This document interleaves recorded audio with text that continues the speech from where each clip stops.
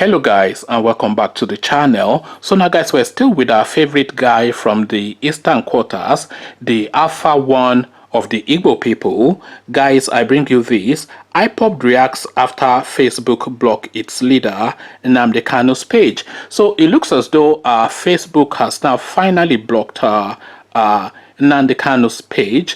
This particular event has been trailed severally because oftentimes you hear Nnamdi Kanu saying that his page has been blocked or his page is being blocked, and Facebook in support of the Fulani regime, etc., etc. So there's been a lot of references to Facebook blocking this account for months and months. But it looks as though now that day has now finally come and action has now been taken by Facebook. As again, Ipob reacts after Facebook blocked its leader Nnamdi Kanu's page. So now let's now find out exactly what's led to this.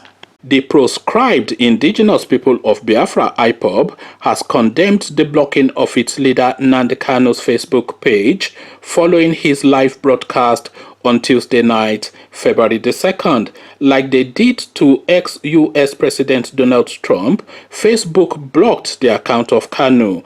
The social media platform is yet to disclose the reason for blocking his page.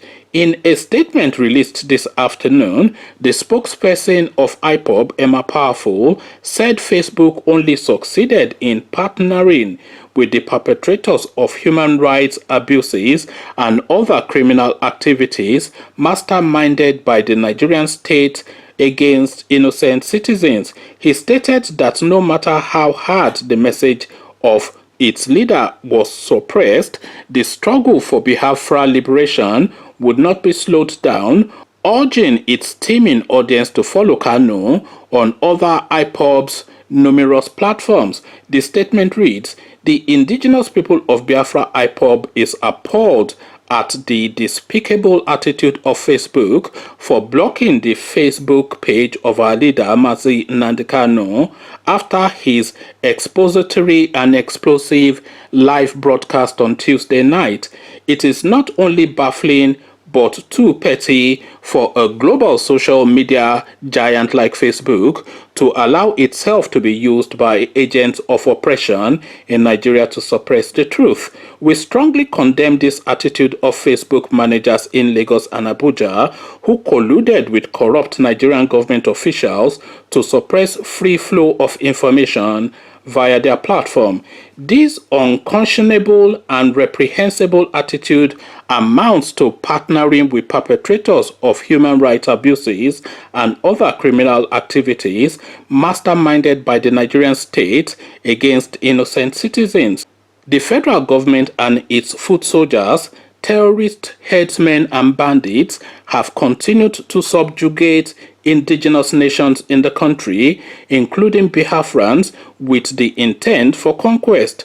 These foot soldiers on daily basis unleash all sorts of mayhem on innocent and helpless indigenous peoples, whilst the federal government mischievously remains docile. These vampires masquerading as headsmen have forcibly seized our forests and converted our farms to grazing fields for their cattle. They have equally turned our ancestral lands into slaughterhouses where they kill with impunity in most dehumanizing manner innocent locals going about their legitimate business. They commit these crimes unchallenged by security operatives. They kidnap for ransom, maim and rape our women. They feed their cattle on our crops, and Facebook is saying we don't have a right to cry out. Now that our leader has started exposing the atrocities of these wolves in human clothing, Facebook have decided to be an accomplice to mass murder and oppressive tendencies of Fulani Janjaweed rulers of Nigeria. Why should Facebook block the account of the leader of the largest peaceful mass movement in the world for speaking the bitter truth people are too terrified to talk about? Why hasn't Facebook prevailed on the perpetrators of these heinous crimes in Nigeria to stop their atrocities instead of denying innocent victims media access? Facebook is quick to fall for the lies of agents of oppression and accuse us of hate speech, but fails to realize that hate action begets hate speech if in Facebook lexicon bitter truth translates to hate speech. This unholy act is only akin to what Britain and her allies did to Biafra during the genocidal War of 1967 to 1970, when they imposed land, air, and media blockade on Biafra in order to deny the truth about the ongoing genocide from coming out. But our message to Facebook is simple. No matter how hard you try to suppress the gospel of truth being preached by our leader, the struggle for Biafra liberation cannot be slowed down. On the contrary, our efforts will be intensified because Biafra restoration is a divine mandate that must be accomplished in this era. We are very resolute in our resolve to restore Biafra and will not be deterred. If you like, block all Biafran activists on your platform. We shall keep pushing until Biafra is fully restored.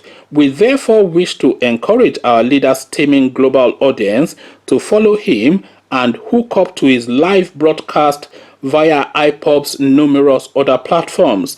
Our leader can be allowed through many other platforms such as Twitter, YouTube, Ipob Community Radio app, Radio Biafra app, satellite, and FM.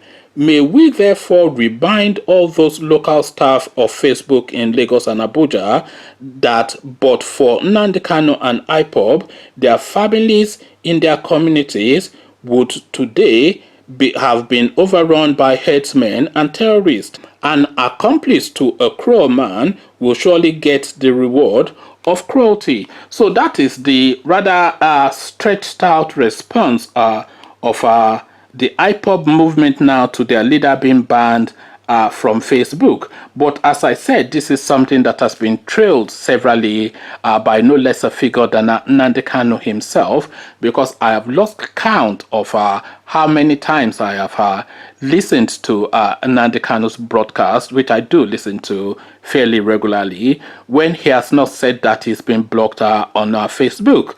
But then he says that he's been blocked on Facebook whilst he's broadcasting on Facebook. So obviously you don't really take that too seriously, but it looks as though he has now gotten what he had been speaking to via this now official block now by Facebook. So I am saying official block, of course, because we are now getting this press release from his media spokesperson Emma Powerful, and the words of Emma Powerful, of course, are effectively the words of Nnamdi Kanu. So here he is now, and here it is, the thing that was trailed so fervently for so many months has now come to being. What says you? Come share thoughts. Facebook apparently, allegedly, according to the Ipob spokesperson, has been put in a position to force its hand to the point that it has now blocked Nnamdi Kanu from the platform. What has led to this is really the question. But then, of course, the answers are easily gleaned, because if you listen to Nnamdi Kanu's broadcast, it does straddle the lines of conforming to Facebook's rules and regulations.